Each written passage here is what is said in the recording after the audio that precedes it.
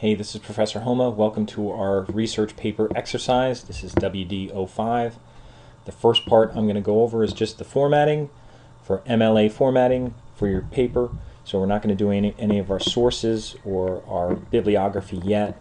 Keep in mind the document that you open, when you save it, you're going to put your last name, first initial.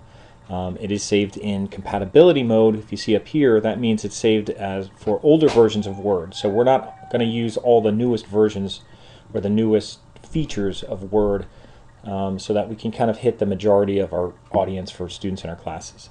One thing just to note here, some of this stuff here in the paper that's in blue, you're going to change that and get rid of that and put your own sources in there. I just put that in blue so you could see it easier, but you're going to delete that and put in new sources. But for right now, we're just going to do some formatting, and following your instructions, we're going to go to page layout, and we're going to change our margins, and we could go over here and go to custom margins, and I'm going to put them down to 1. So they should be 1 inch all around. Top, left, bottom, right should be 1 inch all around. And I recorded this another time, and I just hit the red X when I was done, and that doesn't okay the changes we made. So make sure you hit OK down here. And that'll change the margins to 1 inch all around. The next part we're going to do here is we're going to take all the text and make it 12 point Times New Roman according to MLA guidelines. So I'm going to put my cursor anywhere in here, do Control A. I'm going to go back to my Home tab and go down and choose Times New Roman. It's showing up here for me for recently used fonts, but you may have to scroll down for yours. But Times New Roman, which is very backwards compatible with older versions. 12 point Times New Roman, everything is in that, and that's fine. We're also going to make everything double spacing. And the way we could do that, we could do it from our paragraph dialog box launcher. One thing you could do is you could go to line spacing and make it double. That's double line spacing. And notice here you also want to make sure that you don't have any spacing before or spacing after. Make sure, even if it's blank, make sure they're at 0. If you ever start your own paper, Word has some defaults where they'll put extra space after every return, and sometimes you'll get actually double the spacing in there. So make sure these are at 0 and this is at double, and hit OK, and that'll put everything in double spacing. Another place to do that, just so you see, is here.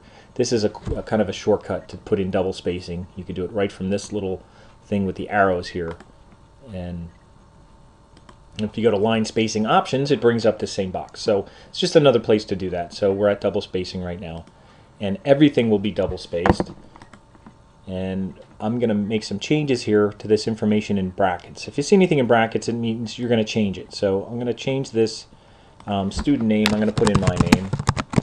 You could put in your name, and I'll leave the professor here. We have our course number, today's date. You could just type in the date, or if you want to highlight this, you could go into Insert tab and go over to Date and Time and insert a date and time there. And you could just use the slashes. If you don't like the, I'll hit return there. It took out my return. If you don't like the 2012, if you just want it with a 2-digit year, you can just take out the 20. So that's insert current date and time. This next line down here, this is my title. I'm going to remove the word title. I just put that there just so that you knew that was a title when it's all bunched together. But this information here I'm going to center. So I'm going to use my Home tab and just use center alignment. This information here I'm going to leave left justified, so it should be against the 1 inch margin. And this information, everywhere from the title down, I'm going to highlight all of this information and let it scroll down. Okay, so that's the rest of my document. What I'm going to do with all that information is give it a first line indent. That means the first line of every paragraph will be indented by a ½ inch. And some people will click their cursor here and hit the tab key, which you can do, but I recommend using a first line indent. And you can do it this way by grabbing that top little arrow and moving it over to a ½ inch, and that'll give everything that's highlighted a ½ inch first line indent. Another way to do that by using your PDL is over here under indents. We had worked with hanging indents and left indents and right indents.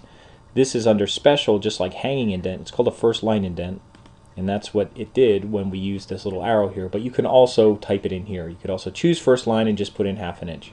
It does the same thing. So it's just, rather than doing it manually on the ruler, you could do it that way. So this is our document so far, and this is our formatting. The last thing we're going to do here before we finish up formatting is just put in a header. And we've done headers before. We use our Insert tab, We go insert header, and we're just going to use the blank one, and you're going to put in your last name. I'll use my name, but you use yours, and I'm going to hit the space bar, and you're then going to put a page number. Now, one thing just to be aware of, and while I'm in here I can go over here to page number. It says top of page, and you might assume you're putting it on the top of page and choose that. Now if you choose that, it's going to replace what you just typed with the page number. So I'm going to undo that and tell you what you should do. After you hit your space bar and your cursor's there, you want your page number to go right here after your name. What you're going to do is choose page number and just use current position. And then if you choose current position, it will insert your page number right after your name. So it'll keep that all together. So then what you could do to format this, we'll put this in Times New Roman. If you want to use this little mini toolbar here, you could right click, or it may just pop up. Sometimes it just fades in as you hover over text. And I'm going to use Times New Roman and leave it on 12. And the last thing I'm going to do, I'll go back to my home tab to do this, is center it or align it to the right. That's where that should be for MLA. So it'll be over on our margin to the right. So that's all we have to do with our header. And I'm going to double click out of the header, and you can see that our header now appears on every page. This is page 3, there's page 2, and it also appears kind of on our title page here. Now there is no separate title page in MLA, meaning there's not just a title page and then the copy starts on the second page. Actually, the paper starts here on the first page. But sometimes what MLA may ask is to remove the page number from the first page. So if you ever need to remove your header from the title page or from the front page, what you can do is you could go into your header and just choose different first page, and it'll remove the header just from the first page. They'll still exist on page 2, 3, and every page after that, but it just kind of makes it blank on the first page so that it looks more like a title page and it doesn't have a page number on it. Another place to do that, double click out of here again, another place to do that is under page layout. If you go to page setup, and here's where your margins are, paper layout, there is a place here for different first page too. So if you're working on a Mac, under format document, you may see that area also to do a different first page. But that's just to remove your different first page. You can make a different header, or it'll take away the existing header on the first page. So I'd like you to do that. So that's one thing I'd like you to do for your formatting. So that should be all you have with your formatting. This should be your name. This should be whatever date you're working on it. This should be centered. And you don't make sure that this doesn't have a first line indent, because when you do that, it's going to bump it over and it won't really be centered. It'll move over a half an inch. So make sure that that title line does not have a first line indent, and obviously make sure these things don't have a first line indent, or they'll be moved over a half inch. So that's about it. The only tricky thing is just turning off your header on the first page, and all your other pages should have that.